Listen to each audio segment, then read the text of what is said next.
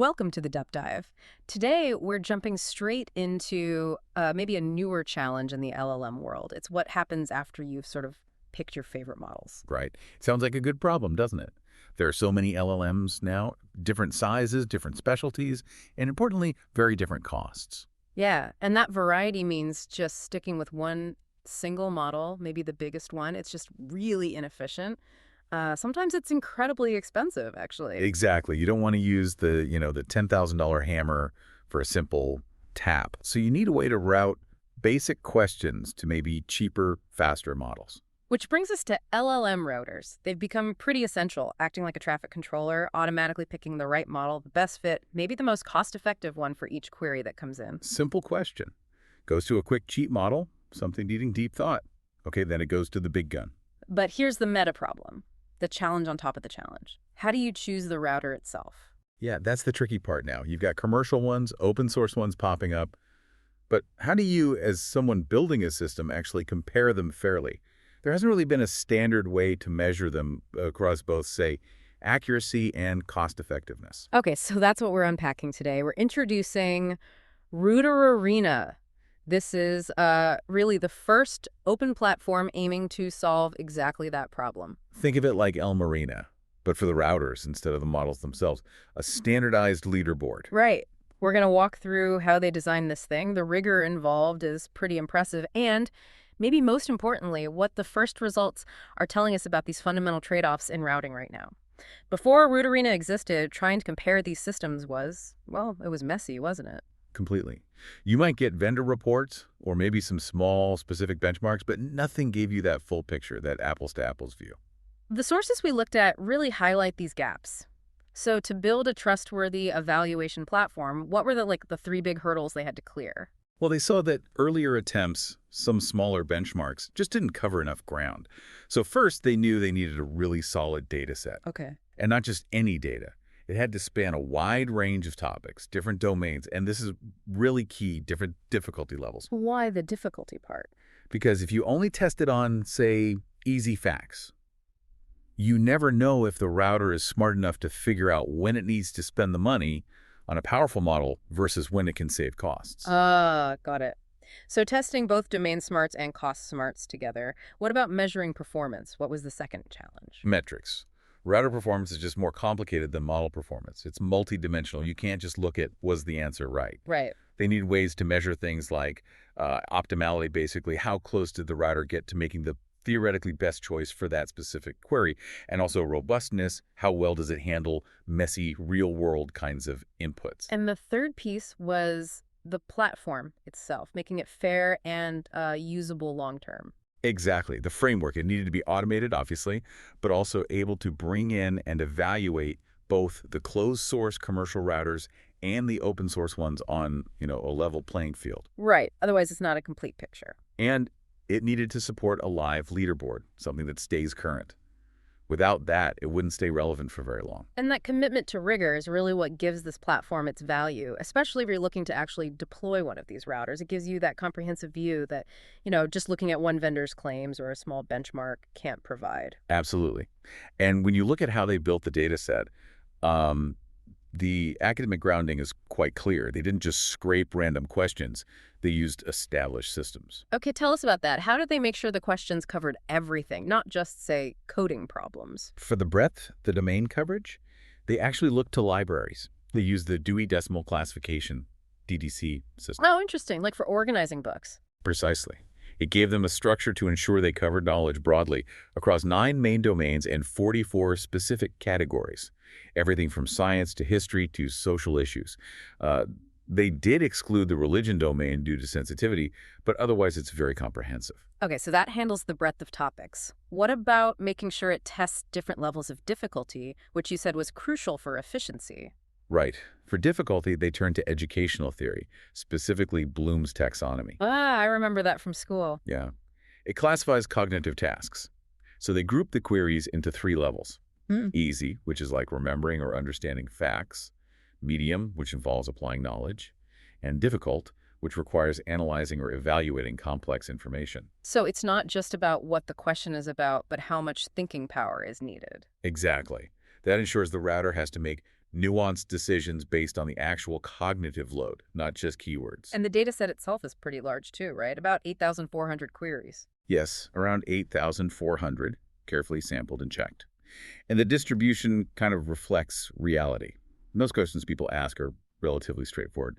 It breaks down to about 47.5% easy, 29.1% medium, and 23.4% hard. Okay, so we have this carefully constructed data set. Now, how does RouterArena actually evaluate performance? You mentioned 5 dimensions. Yeah, 5 key areas. Let's start with the obvious ones. Accuracy and cost. Accuracy is, the average correctness. Cost is based on the actual compute expense for inference. But it's not just counting tokens, is it? You mentioned factoring in complexity. Right, and that's critical. Simple token counting breaks down with modern architectures. Take chain of thought, CATIA. It produces way more tokens to explain its reasoning, so it's more expensive for the same query compared to a direct answer. Okay. Or mixture of experts models, MoE. They might look huge on paper, but they only use a fraction of their parameters for any given query, making their actual inference cost much lower than their size suggests. So if you don't account for that, Your cost comparison is basically useless for making real-world decisions. RouterArena's cost metric tries to capture that true expense. got it. Now let's talk about optimality. You said this is where it gets really interesting in measuring router efficiency. How do they quantify that? Optimality is all about measuring how well the router picks the cheapest model that could have still gotten the answer right. Okay. They use something called the optimal cost ratio. Basically, think of it like this. If a really cheap, simple model could have answered correctly, but the router sent the query to a super expensive, powerful model anyway, this ratio penalizes the router heavily. So it punishes unnecessary spending. Exactly. It measures efficiency against the kind of theoretical best-case scenario for cost. That's what makes it a potential game changer for evaluation. So you have accuracy, you have this optimality cost measure. How do they combine these into one overall ranking? They use a composite score called the RouterArena score. It's calculated as a weighted harmonic mean of the accuracy and the normalized cost. Weighted harmonic mean. Okay, sounds a bit technical. What's the practical effect of using that, especially the normalization part? The normalization, using a log transform on the cost, is key. It sort of smooths out massive cost differences. Yeah. It means you tolerate a small cost increase if it gives you a big accuracy boost. Right. But it heavily penalizes routers that are only slightly cheaper but take a massive hit on accuracy. The weighting, the default beta is 0.1, slightly favors accuracy, which makes sense, right? You need the answers to be right first before you optimize cost down to the last fraction of a cent. Okay, that makes sense. So looking at the first leaderboard results using this Arena score, what jumps out? We see Mertbird at the top, Azure Router close behind. But then, maybe surprisingly, GPT-5 is a bit lower down. Yeah, what's really striking is this fundamental trade-off it reveals, especially the difference between the big commercial systems and some of the open source ones. How so? Well, the commercial routers, like the ones based on GPT models or not Diamond, they often achieve really high absolute accuracy when they pick a model. But they do it at a significantly higher cost. And why is the cost so much higher for them? Is it just the models they use? That's a big part of it. Their routing pool, the set of models they can choose from, is often limited to their own, usually expensive model family. Like the GPT-based router mainly routes to OpenAI models. So if even simple questions have to go to a premium model. Their baseline cost just starts high. And that optimal cost ratio we talked about, it penalizes them because cheaper options could have worked for many of those 8,400 test queries. Right. Whereas some open source routers like Carrot or GraphRouter, they might not hit the absolute peak accuracy quite as often, but they achieve really competitive overall Arena scores because they're designed to be much more budget conscious. They prioritize cost efficiency. So this is a really crucial insight for anyone listening, isn't it? Commercial doesn't automatically mean best overall in the routing context. GPT-5 is #7, not Diamond #12, specifically because that high cost hurts their Arena score. Exactly. It proves that efficiency, that smart cost management, is a massive differentiator here. Let's go back to that optimality metric for a second. What did the results show about how efficient current routers are overall? Honestly, the big picture is that the whole field is pretty inefficient right now. Really? Yeah. Routers generally struggle to recognize when a smaller, cheaper model is actually good enough. There's a tendency to just default to the strongest model available, sort of just in case. Can you give an example from the results? Sure. Take Mertbird, the top score overall. gets great accuracy, right? About 77% of its theoretical maximum accuracy. But its cost is nearly 5 times the theoretical optimal cost. Wow. So it's getting things right, but often by overspending. Precisely. Now, contrast that with another one, RouterDC. It actually had the best cost ratio, the most efficient selection. It was great at picking the cheapest model that worked, What? but its overall accuracy was poor. It seems like it was maybe too conservative, too afraid to use the expensive models, even when necessary. So the ideal is somewhere in between.